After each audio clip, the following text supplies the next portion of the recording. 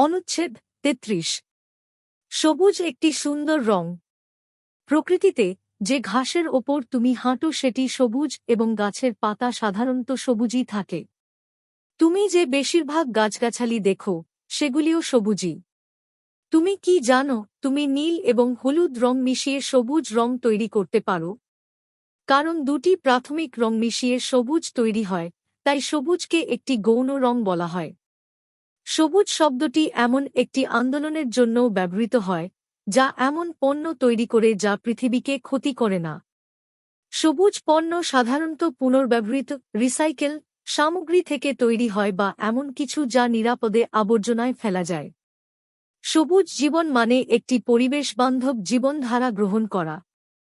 এক প্যাসেজ অনুযায়ী সবুজ হল এ একটি উজ্জ্বল রং, বি একটি গৌণ রং, সি একটি প্রাথমিক রং, ডি একটি গাছ।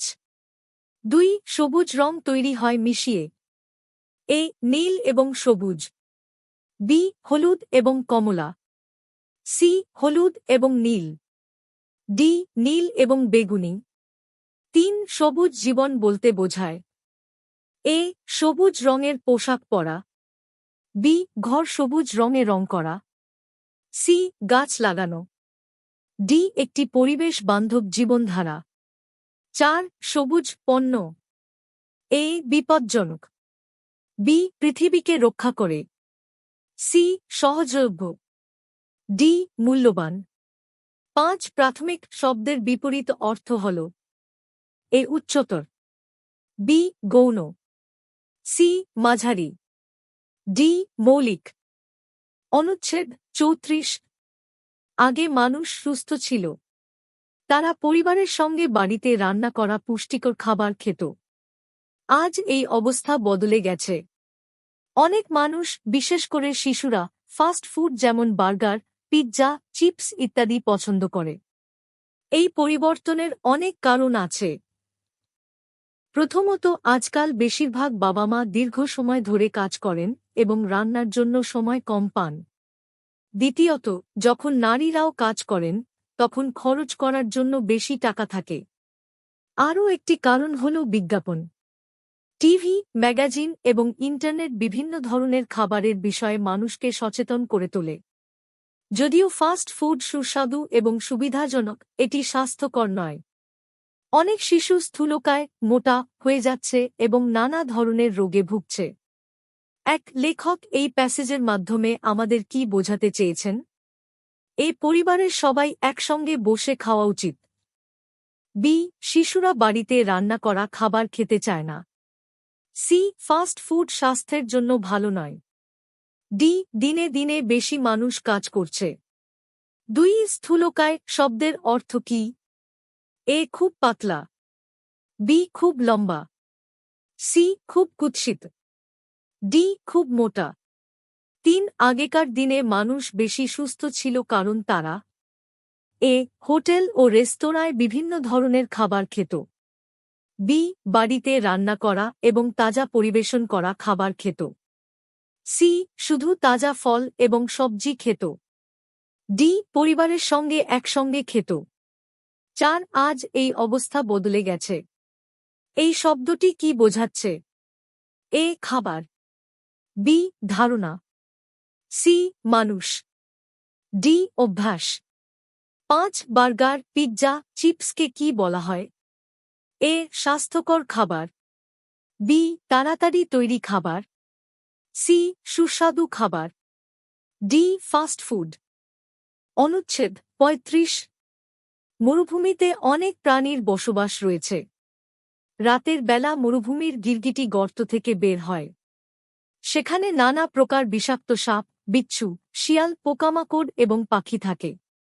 সাহারা, আরব ও থার মরুভূমিতে স্থানীয় লোকেরা জিনিসপত্র এক জায়গা থেকে আরেক জায়গায় নিয়ে যাওয়ার জন্য উট ব্যবহার করে। মরুভূমির জাহাজ নামে পরিচিত উট বালির উপর মাইলের পর মাইল চলতে পারে। এর লম্বা চোখের পাতা আছে এবং এটি নিজের নাক বন্ধ করতে পারে, ফলে বালু চোখ এবং নাকে ঢুকতে পারে না। এর পা চ্যাপ্টা ও তুলতুলে এবং পিঠে একটি বা দুটি কুঁচ থাকে। উট একসাথে অনেক লিটার জল পান করতে পারে এবং তারপর 1 সপ্তাহেরও বেশি সময় জল ছাড়া থাকতে পারে। মরুভূমিতে বসবাসকারী মানুষের জন্য উট অতি অপরিহার্য। কিভাবে উট বালুকে তার চোখ ও নাক থেকে দূরে রাখতে পারে? কারণ তার পা তুলতুলে। তার লম্বা চোখের পাতা আছে এবং সে নিজের নাক বন্ধ করতে পারে। তার একটি বা দুটি কুঁজ আছে। সে সপ্তাহের পর সপ্তাহ জল ছাড়াও বাঁচতে পারে। 2 অনুচ্ছেদের জন্য সবচেয়ে উপযুক্ত শিরোনাম কোনটি? মরুভূমিতে জীবন। মরুভূমিতে রাত্রিকালীন জীবন। মরুভূমিতে উটের ব্যবহার। উট মরুভূমির জাহাজ। 3 কোন প্রাণীটি রাতের বেলা গর্ত থেকে বের হয়? বিষাক্ত সাপ। শিয়াল। পোকামাকড়। মরুভূমির গিরগিটি।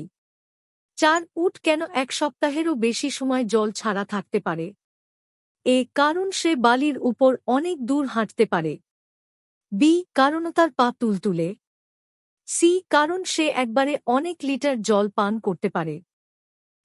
কারণ তার একটি বা দুটি কুঁজ থাকে। 5 অনুচ্ছেদে ব্যবহৃত অপরিহার্য শব্দটির অর্থ কী? অপ্রয়োজনীয়। গুরুত্বপূর্ণ। তাৎপর্যপূর্ণ। অপরিহার্য। অনুচ্ছেদ 36। জানতে পেরে ভালো লাগে যে তুমি যখন সাহায্যের প্রয়োজন বোধ করো তখন পুলিশ অফিসারকে ডাকতে পারো। পুলিশের ভয় পাওয়া উচিত নয়। তাদের কাজ হল মানুষের সাহায্য করা। পুলিশ অফিসাররা হারিয়ে যাওয়া শিশুদের খুঁজে পেতে সাহায্য করে। যখন রাস্তায় সমস্যা হয় তখন তারা ট্রাফিক নিয়ন্ত্রণ করে। তারা অপরাধীদের গ্রেপ্তার করে যাতে আমাদের শহরগুলি নিরাপদ থাকে। যখন মানুষ গাড়ি দুর্ঘটনায় পড়ে তখন পুলিশ অফিসাররা দ্রুত এসে তাদের সাহায্য করে। বন্যা, আগুন ও ঘূর্ণিঝড়ের সময় তারা মানুষকে নিরাপদ স্থানে নিয়ে যায়। কখনো কখনো তারা বিপদে পড়া মানুষদের উদ্ধার করে। পুলিশ অনেক মানুষের প্রাণ রক্ষা করেছে। একজন পুলিশ অফিসারকে তোমার শ্রেষ্ঠ বন্ধু মনে করো। যখন শিশু হারিয়ে যায় তখন কে তাদের খুঁজে পেতে তাদের বাবা-মাকে সাহায্য করে? বন্ধু। দাদা-দাদি বা নানা-নানি। পুলিশ। প্রতিবেশী। 2 কোন দিক থেকে পুলিশ অফিসাররা আমাদের শ্রেষ্ঠ বন্ধু? তারা মানুষকে সাহায্য করে এবং অনেক জীবন বাঁচায়। দুর্ঘটনার সময় তারা সবাইকে সাহায্য করতে আসে। তারা তাদের কাজ করে। তারা গাড়িতে ঘোরাফেরা করে। 3 আমাদের পুলিশের ভয় পাওয়া উচিত নয় কারণ তারা মানুষকে গুলি করে। তারা আমাদের চাকরি দেয়।